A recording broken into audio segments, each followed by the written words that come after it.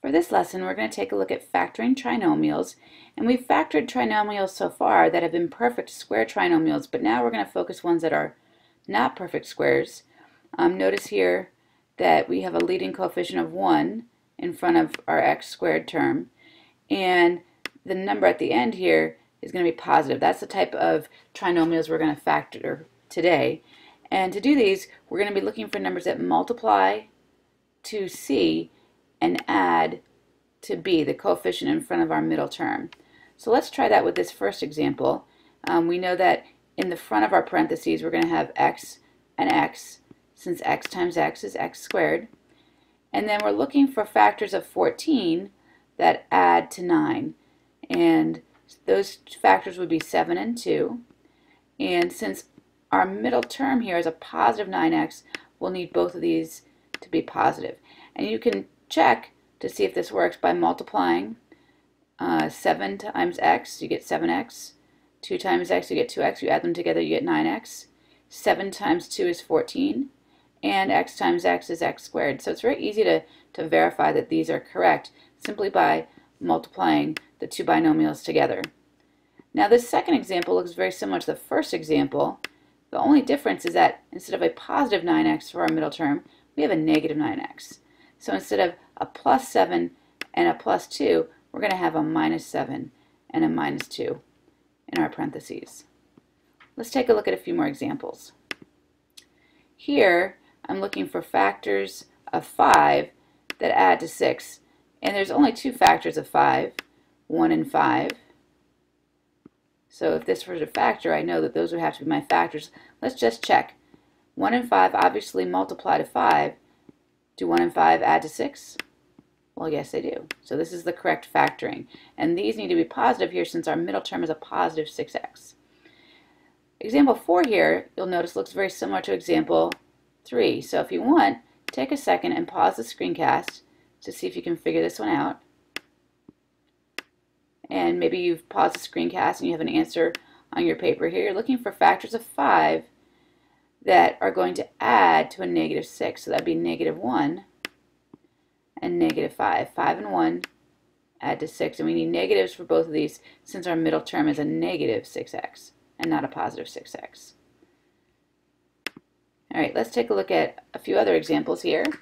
Once again, we're going to look for factors here that add to our last term, or excuse me, multiply to our last term and add to our middle term. So I'm looking for factors of 6 that add to 5. And if we have several factors, it's sometimes a good idea to list them out. Now in this case we don't have that many, but I'm going to list them out to show you what I mean. All right, our factors of 6 are 1 and 6 and 2 and 3. I'm looking for the pair of factors that will add to 5. That would be 2 and 3. So the way this trinomial factors is x plus 2 and x plus 3. And the reason we have to have plus for both of these is because we have a plus 5x. Our middle term is a positive. Over here, we're looking for factors of 28 that add to 11. Now, if you know your multiplication facts, these should not be that difficult for you to think of. Right away when I say factors of 28 that add to 11, if you can immediately think 7 and 4, you're in very good shape. But if you can't think of those and it's going to take you a while to figure it out, it means you probably don't know your multiplication facts very well. And one of the things you might want to do over Christmas break is actually find yourself some flashcards and actually work through those. Otherwise, you're going to be struggling through this particular unit. All right, here are two other ones that we're going to try. Notice we're looking for factors of 30 with both of these. Here we want factors of 30 that add to 11, and here we want factors of 30 that add to 13. I'm going to pause this screencast, and I'd like you to pause too and write down the factors of 30 to figure this out. So I've written down the factors of 30, and here I'm looking for factors of 30 that will add to 11. So obviously 1 and 30 add to 31, 2 and 15 add to 17, 3 and 10 add to 13, but 5 and 6 will add to 11. So the way question 7 here factors is x plus 5, x plus 6, and once again we need pluses on both of these. We need addition because of the fact that our middle term is a positive 11x. All right, example 8 here. Let's take a look at this one. We want factors of 30 that add to 13, and I can take a look at the list here that I've created, and I can see that 3 and 10 will add to 13. So 3 and 10 multiply to 30 and add to 13. All right, let's take a look at a few more.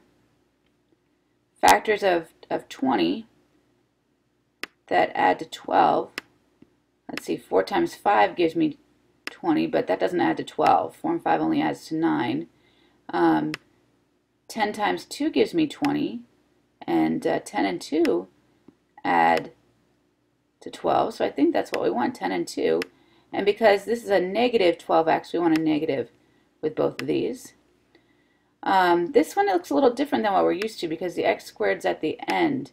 And if you don't like it with the x squared term at the end, you can rewrite this as x squared plus 10x plus 24, switching the first and last terms here. But you really don't need to do that in this particular example. We'll just put the x's at the end. And then I'm looking for factors of 24 that add to 10. So 3 and 8, well, that would add to 11. 6 and 4 would add to 10. And since it's a positive 10x, we're going to have positives with both of these. All right, let's take a look at just a few other ones to finish up. Here, I'm looking for factors of 5 that add to 2. Well, the only factors of 5 that I know are 1 and 5, and those don't add to 2.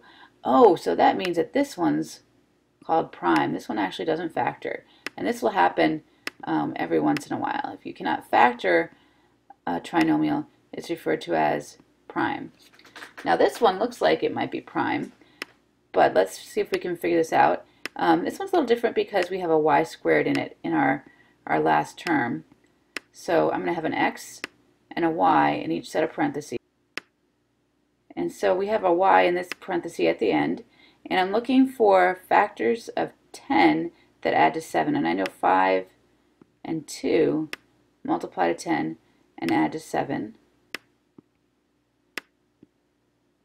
And once again, you can verify that by actually multiplying this out. This would give us 5xy, and here we'd have 2xy, and 5xy and 2xy will add to 7xy. So that one looks good. All right. We'll probably start class by taking a look at questions 13 and also looking at the questions that you have to do for your survey.